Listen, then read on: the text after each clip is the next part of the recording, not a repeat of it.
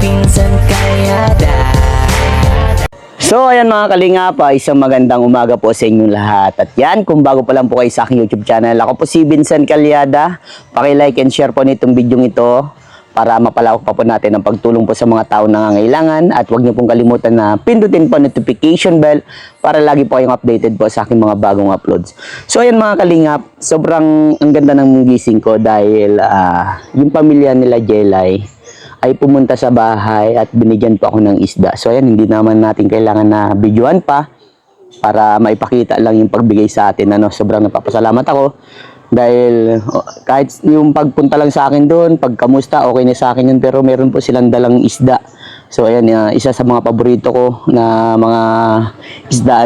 So ayan, maraming salamat kala nanay at tatay na dinala nila sa akin yung isda na yun. So ayan, kamustahin po natin sila at abutan po natin na pang-allowance po nila, at kamustahin po natin ang pag-aaral nila. Tara po. Ayan mga kalingap, grabe.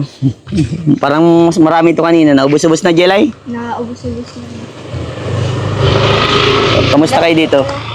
Okay, ma'am po. Dami yung malalaki yung isda niya. Sino, niyan, palengke sila mama mo? Opo. Andiyan sila mama mo? Medyo po sila. Sige, punta tayo. So mga kalingap, puntahan natin sila. Tara, Jelay. Sa mama ko dito, kala mama mo. Uy, naku, yung anong isda. Joke lang. Tapo. Ay, hello. Jasmine. Ano sila, Ay, ang ganda naman natin. Si nanay, tatay. Ay, Renz. Hello, nay. Bless mo. Si tatay po, asaan? Ay, tay. Hello po, bless. Tara, dito tayo. Good morning po. Dito tayo. Po tayo dito. Ay, grabe. May nag-aaral na, Maria Makiling. Sige, okay na kayo dyan? So, ayan tatay. Kamusta? Okay naman po. Okay naman. Salamat po dun sa pinabot niyo pong isda, grabe. Salamat din po yun.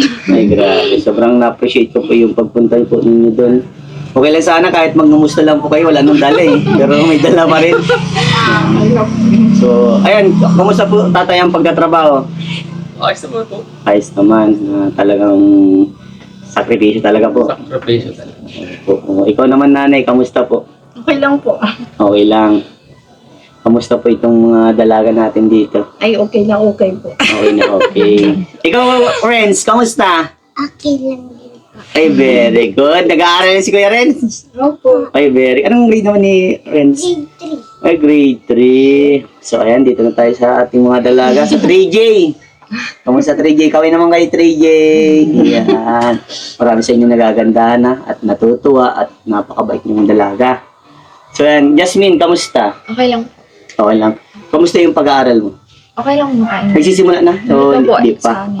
Okay. So, itong dalawa ang nagsisimula na. So, ready ka na ba sa pasukan mo? Opo. Okay na yung tuition, yung mga pass na bayaran mo, nabayaran na. So, wala nang iisipin. Very good. So, ngayon, kinakabahan na. So, hindi. Ang inano ko lang, kakamustahin kita. Kamusta, Jasmine, na dati iniisip mo yung bayarin mo sa school, pero ngayon okay na at may mga tumulong sa iyo, mga sponsors na nagpaabot sa inyo ng pagmamahal. Kamusta? Ano yung sa iyo? Nawala na ba yung stress? Nawala na ba yung Medyo Nawala na. nakakaluwag na pang pag-iisip. Nakakaluwag na sa pag-iisip? Na nakasurvive na po na nabayaran ko na po lahat. Kumbaga wala ka nang iniisip na bayarin. So, another step naman para sa anong year mo na nga? Second year college po. Second year, malayo-layo, panglalakbayin. Pero by the way, okay lang yan. Kahit malayo pang lalakbayin, madali lang yan. Enjoy nyo lang ang pag-aaral. Kasi ang pag-aaral, wala namang mahirap Lahat naman ng tao nagsimula sa walang alam. Bago nagkaroon ng alam. O, di ba? Kaya lahat yan mahirap.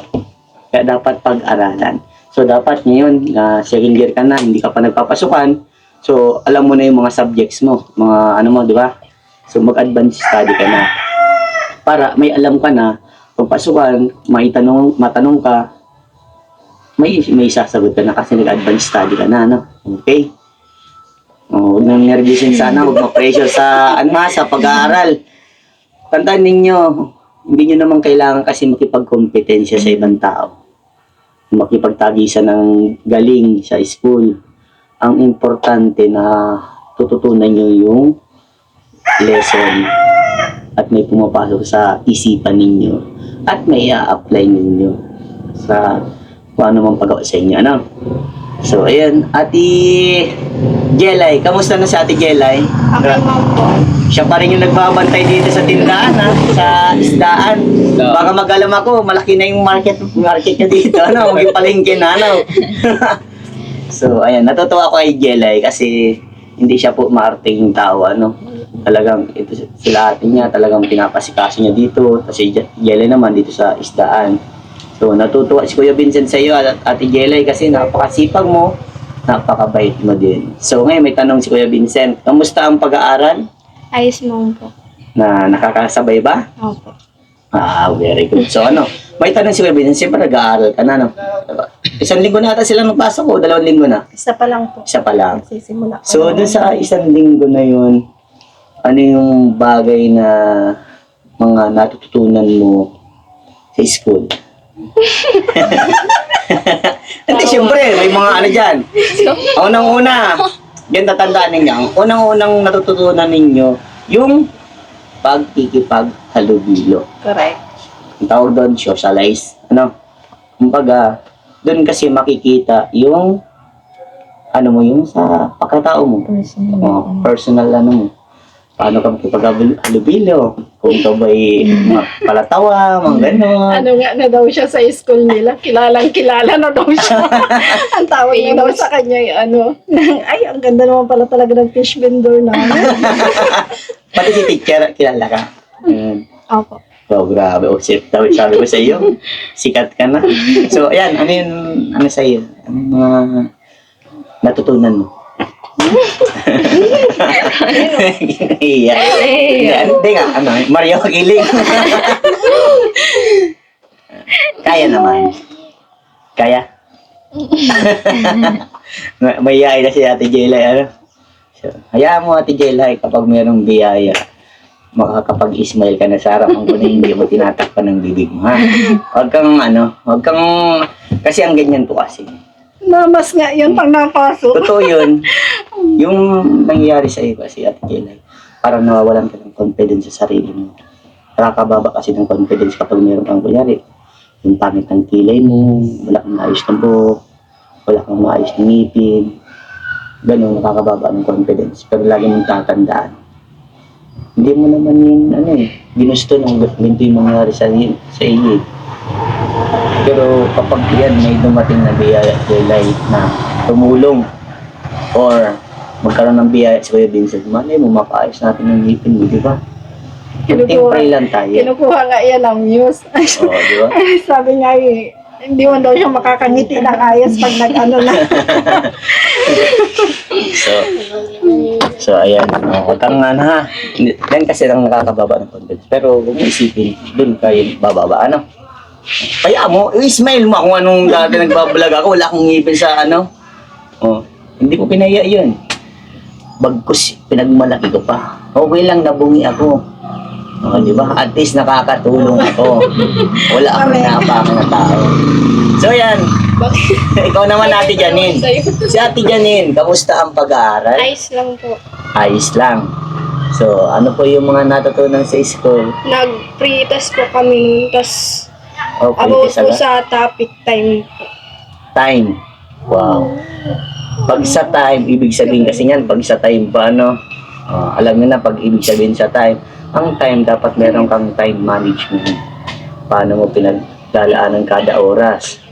Anong ginagawa mo dyan, kung gaano kahalaga ang oras.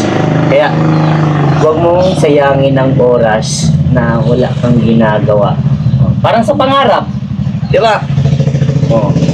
Kung hindi ka nakapag-aral, sayang yung oras, panahon, di ba, nakatambay lang.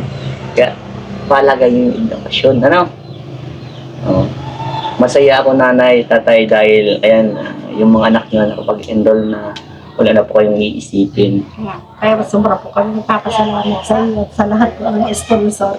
Dahil po sa kanila na kapag-aral po yung mga anak ko. Opo.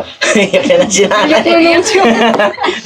Masabi na naman yung mga, parang, meron ako nabasa sa, sa vlog ko sa inyo, na pag nag-iyakan daw, parang may patay. Hindi nila may, ano yun na, kumbaga, kaya ka naiiyak dahil emotion mo yun emotion mo yun. Bakit pipigilan mong umiyak?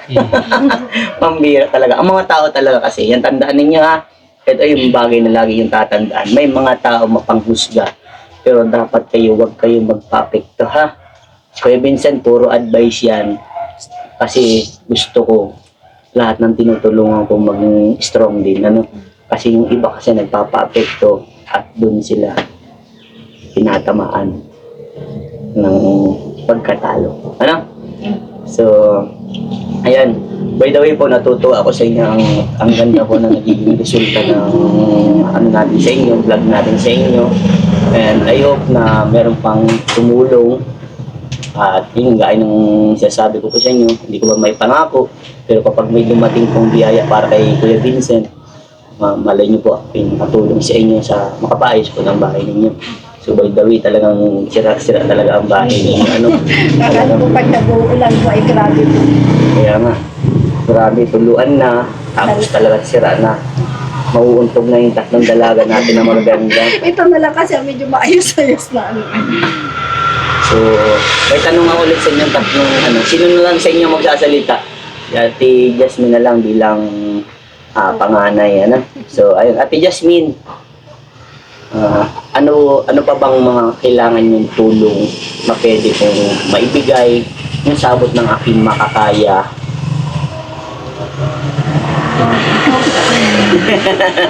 Ako? Kailangan nga ako, grabe. Ano pa yung naiisip mong tulong?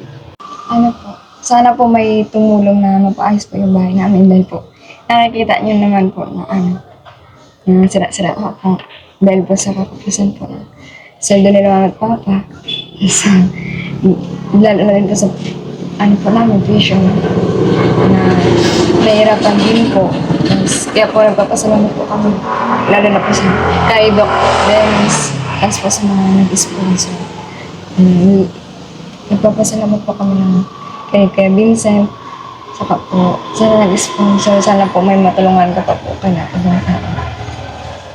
Yan. So, hayaan niyo Basta, alam niyo naman na kapag meron pong dumating na biyaya para sa inyo, automatic yun. Dinadala ko kahit minsan gagabihin ako, dinadala ko pa rin. Para sa inyo yun. Konting pray pa. Mas maganda, lagi-laging dasal, Huwag makalimot sa ating Panginoon, Basta laging tatandaan, mag-wish kayo magpasalamat sa lahat ng bagay kung ano mo natatanggap, At ako po, mayroon pa akong iaabot. Ito po ay pandagdag lang, pang allowance ng mga dalaga natin. Pang dagdag sa, pang allowance, pang travel ba yun? Pamasahe. Yan. Pamasahe ninyo para hindi na dinahirapan sila mama at papa yung magbigay. Yan. Kumbaga may mga dumadating na biyaya kay Kuya Vincent, binabahagi ko lang sa inyo. Dahil kumbaga si Kuya Vincent, kaya ko pang kitain. Kumbaga, makukuha ko pa. At itutulong ko yun hanggat kaya ko, hanggat mapasaya ko kayo. Lahat nanay. Kaya, yan, Jasmine, Jelay, Janine, kumbaga, kayo yung halos pinapayuhan ko kasi kayo yung magtatapos ng pag-aaral Mauuna kayo matapos kaysa kay Renz. So, lagi yung tatandaan pahalagahan ng pag-aaral dahil para sa inyo yan. Nanay tatay? At wala namang sila nanay tatay dyan. Tapos na sa school na at matanda na. Kumbaga, yung mga pangarap nila para sa inyo lang. So, ayan, masaya ba kayo sa lahat ng nangyayari sa buhay niyo, Jasmine? sobra po. Sobra. Ikaw, Ate Kelay. Sabi, Ikaw, Ate Janine, malayo ang tingin Baka inaalala mo pa yung test nyo. May yan bukas ay. May po? May malaman daw sila bukas. Lalaban ka. May sila bukas sa Binison. Anong lalabanan nyo? ano lang po yung contest. Contest. Anong ba sinalihan mo? Pageant? Ganda ng ngiti niyo. So, ayan. Ang nanay, tatay, baka may huling mensahe po kayo. Para sa mga... Okay na. Ikaw, wala na din masabi si tatay.